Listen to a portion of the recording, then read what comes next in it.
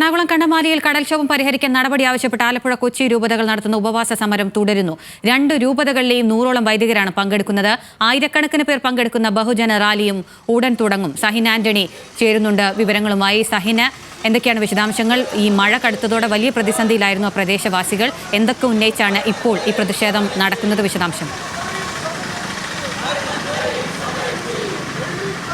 അഖില, കണ്ണമാലിയിലെ ജനങ്ങൾക്ക് സ്വസ്ഥമായ ഒരു ജീവിതം വേണമെന്ന് ആവശ്യപ്പെട്ടുകൊണ്ട് ഇപ്പോൾ ബഹുജന റാലി ആരംഭിച്ചിരിക്കുകയാണ്. പള്ളുരുത്തിയിൽ നിന്നാണ് ഈ ബഹുജന റാലി ആരംഭിച്ചിരിക്കുന്നത്.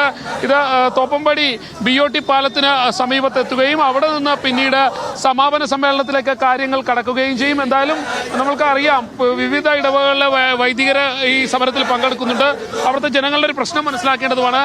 എന്തായാലും വൈദികനോട് തന്നെ കാര്യങ്ങൾ ചോദിക്കാം. എങ്ങനെയാണ് ഈ ഒരു സമരവുമായി മുന്നോട്ട് പോകുന്നത്? ഇത് ജീവനും ഞങ്ങളുടെ ജീവന്റെ സംരക്ഷണത്തിന് വേണ്ടിയിട്ടുള്ള ഒരു സമരമാണ്. കൃത്യമായിട്ട് പറഞ്ഞിട്ടുണ്ടെങ്കിൽ അവിടെയുള്ള ജനത്തിന് ജീവിക്കാനായിട്ട് പ്രയാസമാണ്. അവർക്ക് അവരുടെ പ്രാഥമിക ആവശ്യം പോലും നിറവേറ്റാനായിട്ട് സാധിക്കാത്തൊരവസ്ഥയിലാണ്. തെരുവിലേക്ക് വൈദികർ തന്നെ തെരുവിലേക്ക് ഇറങ്ങേണ്ടി വരുന്ന ഒരു അവസ്ഥ, വല്ലാത്തൊരു അവസ്ഥയാണ്.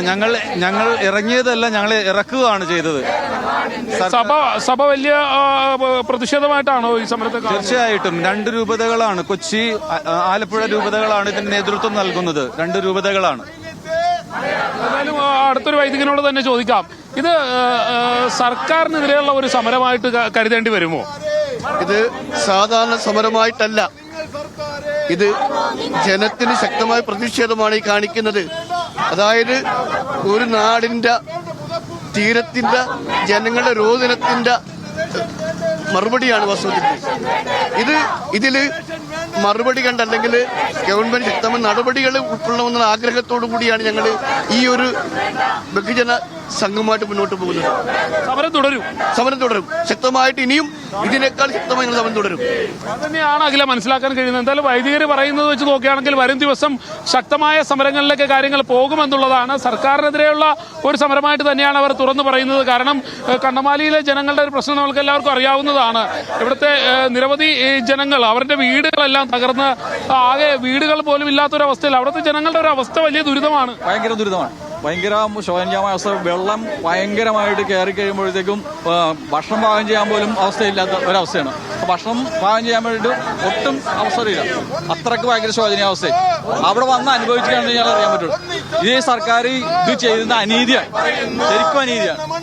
അത് തന്നെയാണെങ്കിലും എന്തായാലും സർക്കാരിനെതിരെയുള്ള ഒരു സമരമായിട്ട് തന്നെയാണ് ഇവരിതിനെ കാണുന്നത്. കാരണം നിരവധി തവണ ആവശ്യപ്പെട്ടിട്ട് കണ്ണമാലിയിലെ ജനങ്ങളുടെ പ്രശ്നം പരിഹരിക്കാൻ ആരും മുന്നോട്ട് വരുന്നില്ല. പ്രത്യേകിച്ചും സർക്കാർ ഈ വിഷയത്തിൽ കാര്യമായ ഇടപെടലുകൾ നടത്തുന്നില്ല എന്നുള്ളതാണ് ഇവരുടെ ആക്ഷേപം.